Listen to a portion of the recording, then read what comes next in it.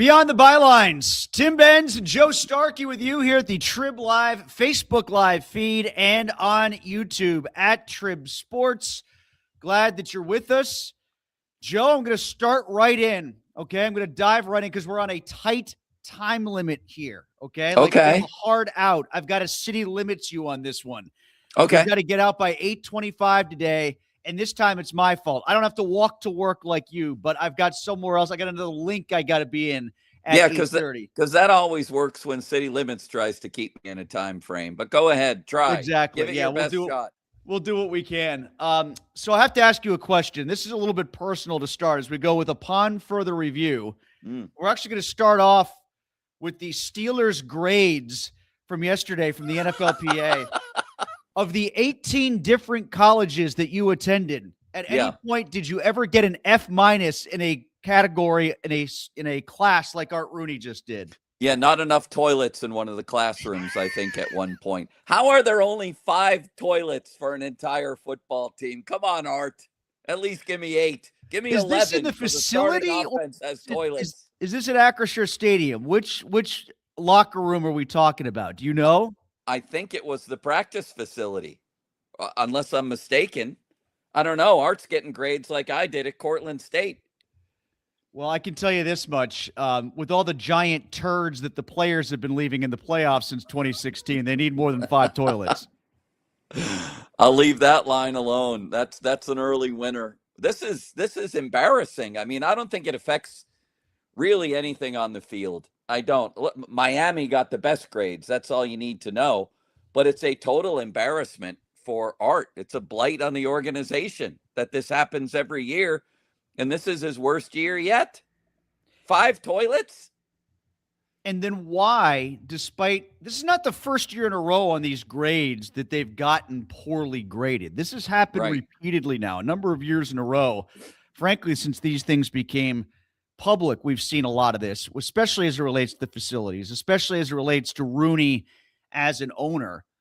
Why then do the players themselves parrot year in and year out, oh, how great it is to be part of the Rooney family and how great it is to be in a family-run team like the Steelers, when obviously they're painfully disingenuous about it? Right, and that's part of why it's embarrassing, because the Steelers like to portray themselves as this family-friendly mom and pop shop where we go the extra mile to take care of our players, and it's like a college atmosphere where this goes on, from year to year and generation to generation. Meanwhile, you have Joey Porter Jr. taking pot shots at everybody in sight and everybody else doing it too, and then these F-minuses come out. And I don't know whether it's the practice facility or the stadium. Maybe there's 9 toilets in one place and 8 in the other, so they can go 9 and 8 again. I don't know. The whole thing is an embarrassment. Another perception that is not reality, but within the walls of the locker room, maybe it became that. And when I say walls within the locker room, obviously I don't mean walls between the stalls, because there's not enough of those. But the walls within the locker room is that these players, much like some national media members and some fans, especially those outside of Pittsburgh, they think Tomlin was the glue holding this thing together. Jay Glazer does, yeah. I don't think that. I don't think you think that. I don't think a lot of fans who've watched the Steelers on a weekly basis since 2016 think that. But there is a perception that appears to me that the players themselves feel like this was held together by Tomlin. And I wonder how that's going to go this year now that Tomlin's gone.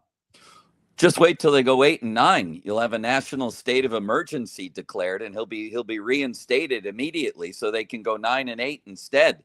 And that might happen this year. 8 and 9 or worse. We can only hope, right? So they get a chance to get a quarterback. But I think you're right. That's the perception in a lot of places. And God forbid they ever have that non-losing, what the hell's it called? A non-losing streak. You can't even say what it is. It's because you're manufacturing it so hard to say it. That's why. Right? It's like the Antonio Brown 6 catches and 50-yard streak. I saw Coward, what was it, a couple months ago, say the team with the longest non-losing, or maybe in the NBA it's winning streak, the team with the longest yearly winning streak is the LA Clippers. Where has that gotten them? It's a great point, and I do think it's an apples to apples comp there because you're talking about sustained pretty good. You're never talking about elite championship status, and they've right. Collection Steelers equal Clippers. It says. Oh my God, I was a huge Clippers fan. How dare we insult the Clippers that way? What? What's that? I was a huge Clippers fan, like in the early 90s, late 80s, when they had Charles Smith, because Charles Smith was my favorite player growing up. Yeah. What a roster they had back then. Gary Grant running the point, Stanley Roberts, John Williams. Who else did they have? Kenny Norman. Kenny Norman for a while they had. Right, sure. Ron Harper. They're the old Buffalo Braves, so I have to like them. The LA Clippers. Danny Manning was there for a while. Danny Manning led him to the playoffs. Garrick Thomas out of the University of Rhode Island. Stop. They had so many fun players. And like that team, remember they took like Akeem Olajuwon and Karl Malone in back-to-back years to a decisive game 5, and they lost both game 5s. That's not as far as they ever got with Charles Smith before he went to the Knicks. I never dreamed we'd be diving into LA Clippers history, but I like it. But you brought it up, and that I think actually is an analogy I probably should have thought of earlier, knowing the history of the Clippers a little bit too. Were you at the hockey game last night? I was at the hockey game last night for Jack Hughes Mania. Tell me about that. What happened? I saw that there was a huge ovation. The game was incredible. The Penguins just turned it up 10 notches at the beginning of the third period. It seems like there's something special happening there. I know Andrew Filipponi brought up yesterday on his show that I think the Penguins, in terms of percentage capacity, are second last in the NHL this year, wondering where are the people. I think that's going to start to change. I haven't been in the building, but the vibes I get from watching it, you tell me, Tim, are that people are starting to get pumped on this and that the vibe is changing in that building. Yes? It definitely did last night. Now, obviously, there was some artificial inflation because people were there for the Jack Hughes moment as much as they were the return of the hockey team, especially without Sid. I think they wanted to be there to applaud for Crosby, but I think a lot of people who were there last night remember the Ryan Miller thing from back in 2010 and wanted to be a part of that again because we've talked about that a lot since 2010. It was a moment of pride to be there, and the same circumstances aligned perfectly.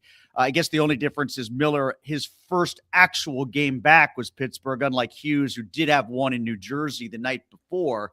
But the point is still taken. This was his first game on the road, and he was treated like a conquering hero. It didn't quite have the pop that Miller did, to be quite honest with you. I think the Penguins sold it harder with Miller the first time around. I don't know how that went over with some of the guys in the Canadian roster. I don't know how that went over with Crosby, or if they felt a little delicate about it because Crosby got injured and they didn't want to hard sell it quite as much because of those circumstances.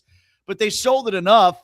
And, the traction that I've been seeing online from Hughes' comments, I'm looking at my mentions before we got on here, Joe, and people think that Kyle Dubas has to act now to trade for Jack Hughes because he never wants to leave Pittsburgh. Can you imagine the Devils traded Jack Hughes right now?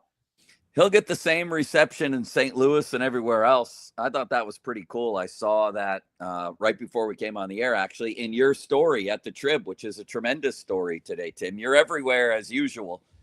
But I felt it even before the break that there were games where the energy popping off that screen just felt different. There is something special brewing here. That's what it feels like to me. And here's the goal. Going into last night's game, there were 26 games left.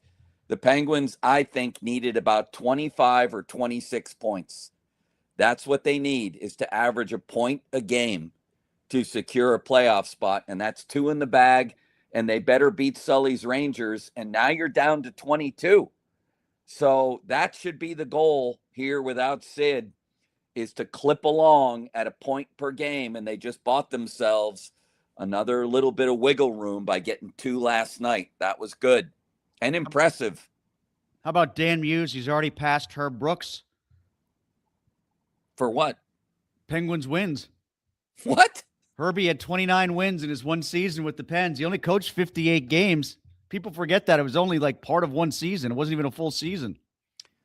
Okay, so who looks more like Dan Muse and Joe Block or the mayor and Kyle Dubas? Which is the better doppelganger? They're both indistinguishable. And something else I noticed last night, the DJ that they have playing at intermissions is a second doppelganger for Kyle Dubas. What? He looks just like him. So there's 3 Kyle Dubases. No wonder there's multiple Dubai. There are job. Dubai everywhere. Yeah, Dubai. No wonder he's doing so well. Chinikov is the guy that they need to clone. My God, can you get another one of him somewhere? Wow. And then Malkin, again, without Sid, comes up with a multiple point night. He was excellent, I thought, when it came to adjusting his game to be a setup guy for Chinikov, and also, like, he doesn't have to drive the line as from the center position because Novak is doing that to a large degree. And doing it quite well. They almost had a miraculous goal off a face-off last night. It's just fun to watch, Tim. Our timing is clearly off today. I keep jumping in on you. You're jumping in on me. That hasn't been a problem yet. It hasn't been. Maybe I'm just fired up and excited. It just happened again. This is unbelievable. We need to be like Chinikov and Novak. What's happening this week? You want to go back to the Steelers? I want one more thing on the Steelers before we get too far away from them. What does your hat say? My hat? Yeah. It's an NHL Hall of Fame hat. Have you been to the NHL Hall of Fame? Sorry, the Pro Hockey Hall of Fame in Toronto, yes. That's okay. You've been there? I have been there, yeah. Did you get on the one feature that you can make the call on the Mario goal from Gretzky at the World Cup or whatever that was, where you can make the call and then replay it and hear your voice on it? I've seen that. I didn't do it myself. It felt a little hokey.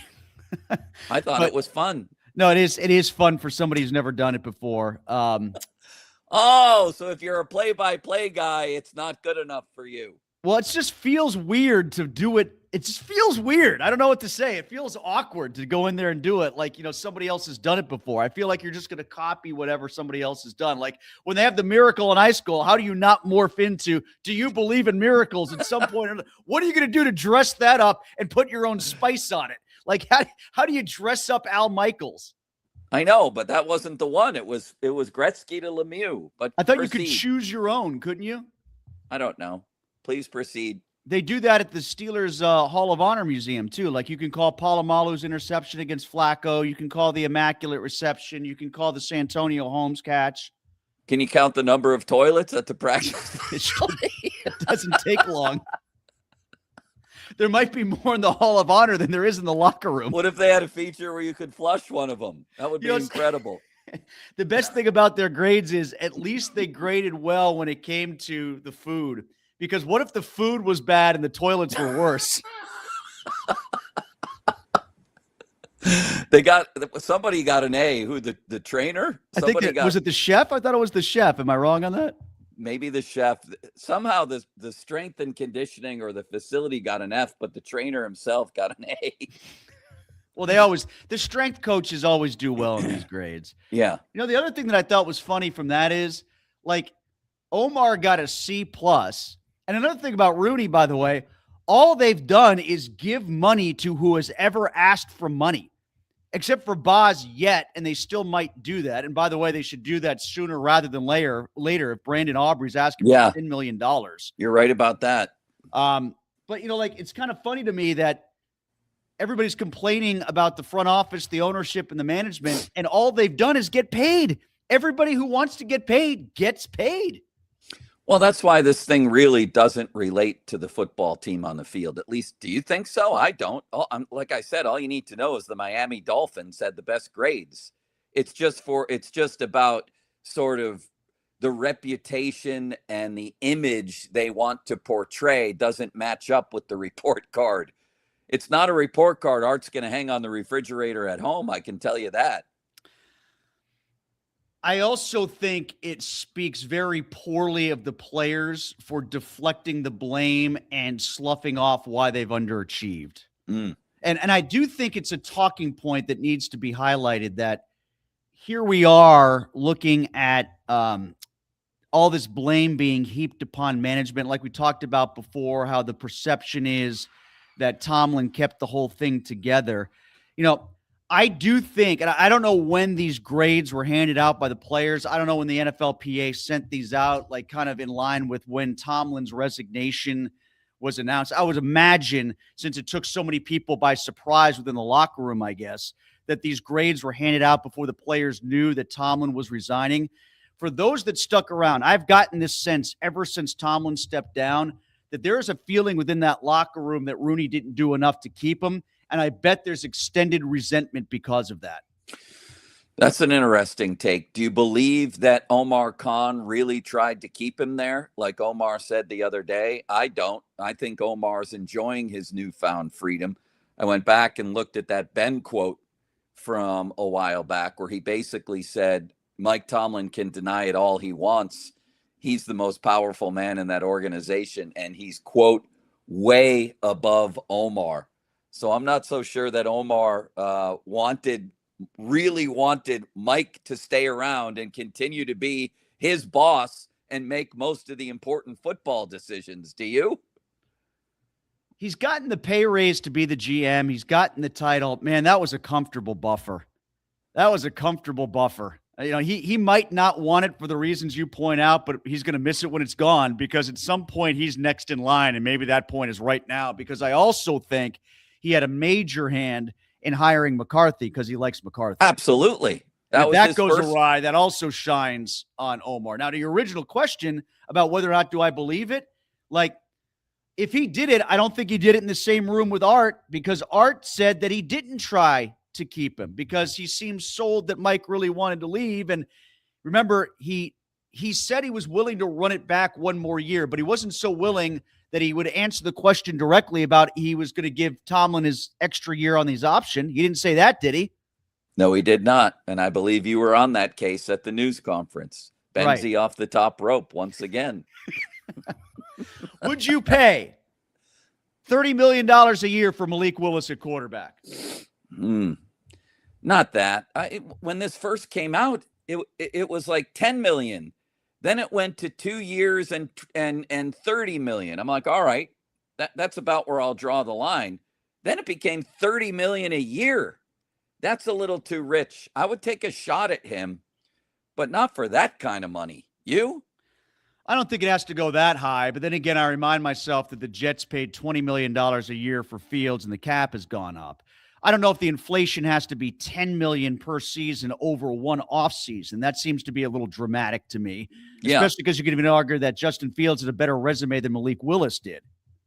Hey, it's a product of the dearth, and I know you like that word, of good quarterback prospects in free agency, the trade market, and even the draft. I mean, Ty Simpson, the reason he came out, he had tons of NIL money waiting for him.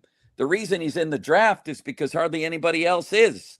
And Malik Willis has taken advantage of that same kind of scarcity in the quarterback market. He's going to wind up getting $30 million a year. I don't have a problem with the money so much as a lot of people do, because I look at it this way, Joe, as the Jets have proven with Fields. You know, if you decide he is your best option for quarterback next year, especially if they come to the conclusion that Rodgers isn't coming back, and they want to go with Willis, then you have him, you try him for a year. If it works out, great. Then you've got him kind of at a bargain rate if he proves to be a good starter. And then if he doesn't, well, you've only got him on the books for one more year, and your next quarterback is going to be a rookie entry-level contract anyway. I mean, at some point, you're going to have to pay for a quarterback, whether it's a good one or a bad one. They can't keep getting – and by the way, when they've had all these quarterbacks at the Trubisky rate, the reduced Ben rate going back to 2021 in his last year, what you just got from Russ, what you just got from Fields, what you just got from Rodgers for a year. You've had all this extra cap space because you haven't been paying a quarterback. What have you done with it? What has manifested with the extra cap space? I mean, at least they brought in Jonnu Smith. What are you complaining about?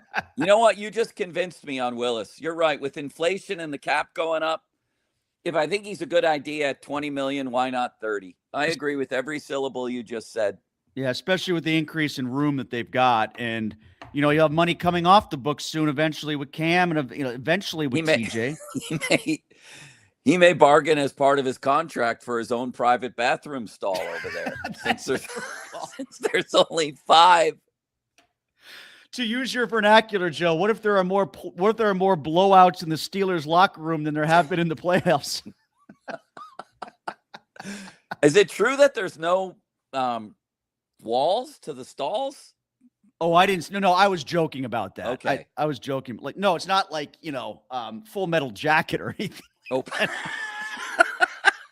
Open air crapping like a Pittsburgh toilet, like in the middle of a basement. What do they just have toilets dug out of the ground over there? Know, you tell me. You're the one that went to 1137 Greenfield Avenue. Did McCarthy have a Pittsburgh toilet? I'm surprised they don't just have outhouses where these guys go at this point. Art pays for a shack where they all go. They walk outside. They go across the walking trail by the Steelers facility and just take a dump in the Mon.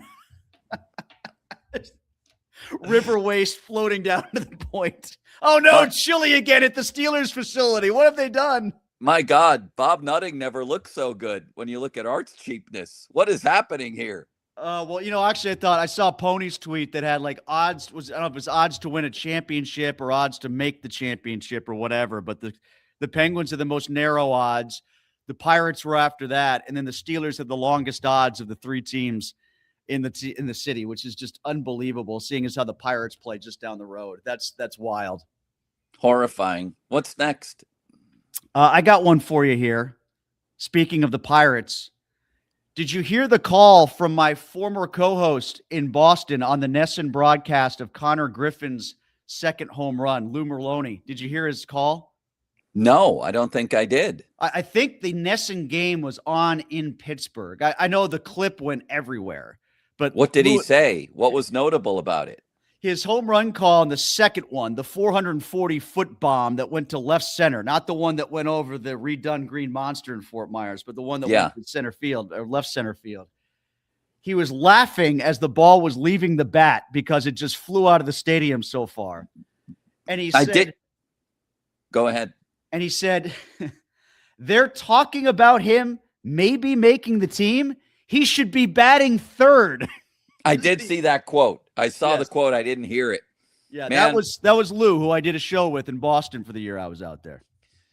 I think he's right. Although I've said on the air, so I won't say differently here, that I'm not gonna be outraged if he's not here for 3 weeks. But anything longer than that, especially if he hits a AAA, I think I'll be okay with, because I don't think it would be for business reasons. I honestly believe that there's concern about AA straight to the majors, and that it would just be a little warm-up ramp like the one that Skeens got. It is rare to do that. Having said that, do I want him here?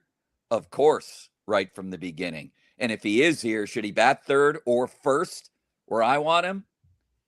Abso-bucking-lutely, yes. Well, that's going to be my trib treat, because we're going to move this along, because like I said, we got a hard out coming out here. I'm getting ready to city limits you right out of the out of the chat room. So what's your trib treat for today? The creator of the Mazeroski statue. I did an interview with her. Her name is Susan Wagner, no relation to Hannes. She created the Mazeroski statue, Stargell and Clementi, along with numerous other works around town. And when Maz passed away last weekend, there were so many different angles that were covered, so many tributes pouring in. And I got to thinking, I don't even know who created that statue. And I wonder if they're impacted by this or what their story is. And it turns out she has an amazing story. And I wrote about it. Should be in the Trib on Trib Live this weekend. That's my treat. Did she also do Ralph Kiner's hands in the middle of left field? Thing from the Addams Family? No, she didn't do that one. Poor Ralph Kiner. Like, what did he have to do to at least get his face somewhere? I know. It's just his hands like this or like this. Or he's something. Holding a bat. Yeah, he's holding a bat. It is. It's like that. It's like Thing from the Addams Family, the talking hand. It's unbelievable. You think someday somebody sculpts a toilet from the Steelers practice facility in tribute to Art? Well, that's right. There's a statue of the Chief. Did she do the Chief? Or no, did she not do the Chief? I don't think she did that one. Chief. She did Dr. Thomas Starzl over at Pitt. Oh, okay. She did an amazing, and we've all seen this one of the fallen canine hero, Rocco, over on the North Shore where it's Rocco and a policeman, overlooking. Yeah, right by what Bettis's Grill was. Right. Yeah. She's amazing, man. So I hope people read that and enjoy that. I was going to say they could have, I think the next statue that the Steelers will put up will probably be Dan. So just in generationally, you could do the Chief, Dan, and then a toilet for a second. A urinal. They don't have enough of those around the stadium either. So people can actually use it. In Buffalo, they used to just have like tin troughs, like we were animals walking up to take a piss at a Bills game. That's like Three River Stadium used to be. Sure. The Carrier Dome was like that until like 2 years ago. Yeah. Like we were all cows or something. Before we go, Joe, Friday free for all. I have to ask you this question because it was brought up to me during a Duquesne broadcast that I did this week when they lost against Davidson. My co-host, Ellis Cannon, my color commentator, my partner on the games, I asked him because the Duke's next game this weekend is against St. Louis, nationally ranked. They almost beat them the first time around. And it's the big donor trip out to St. Louis. And one of the things they're doing, I believe, is going up the arch. And Ellis told me he has never been so scared in all of his life. And he's not someone who's afraid of heights. So I was wondering if you've ever done that and if it's as scary as Ellis is making it out to be. It's unbelievable that you've mentioned this. And we don't rehearse this show. God knows the first time I see you is on the set. And really, it's the first time we talk other than you sending me the link. And you calling me a prick. What? And you calling me a prick. Yeah, usually, yeah. On your emails as well. Listen to this. I was just in Florida last weekend, golfing by myself. I went to a place called Tiburon. I always get matched up, obviously, with people I don't know. So I get matched up with a guy and his two sons, both of whom are rising hockey players in their mid-teens. They live in St. Louis. One of the first things I say to them is, this was 6 days ago, Tim. It's unbelievable that you just mentioned this. One of the first things I say to them is, I visited St. Louis to cover the Penguins multiple times, and I went up in that arch one time, and it scared am I allowed to say shit? Sure. The living shit out of me. I went up on a little compartment, like it was a roller coaster seat. And then you get to the top, you walk out, and it sways. That's what Ellis said. That's the thing that made him nervous, was that it actually moves. And all I wanted to do was go back down, except I was scared to go back down again. I get claustrophobic as I tell you this. It's crazy. Don't do it. Don't go up in the arch if you ever go to St. Louis. Well, now I want to be scared. Now this has been built up in my head. I want to see if it's as bad as everybody makes it out to be. All right, Morty, I'm going to give you 30 seconds. What's your Friday free for all? James Worthy, one of the greatest underrated dunkers of all time. I have a poster of him right over there that I just got from the baseball card castle, an autographed poster of James Worthy. I'll do it like this with his one-handed swooping flying dunk. God, I love that. And I have a book on the Showtime Lakers right over there by Jeff Pearlman. My all-time favorite team, I have to say, outside of Buffalo. 82 UNC versus Georgetown, the finals. The reason I'm a college basketball fan today. Wow. I watched that at Pete Nussbaum's house. What a game. What a game. Morty, appreciate it. We got to go. I got to go talk lacrosse. Are you a big lacrosse fan? That's a fitting final statement. We got to go based on the Steelers toilet gate. See you, Tim. This is Beyond the Bylines. Extra Live.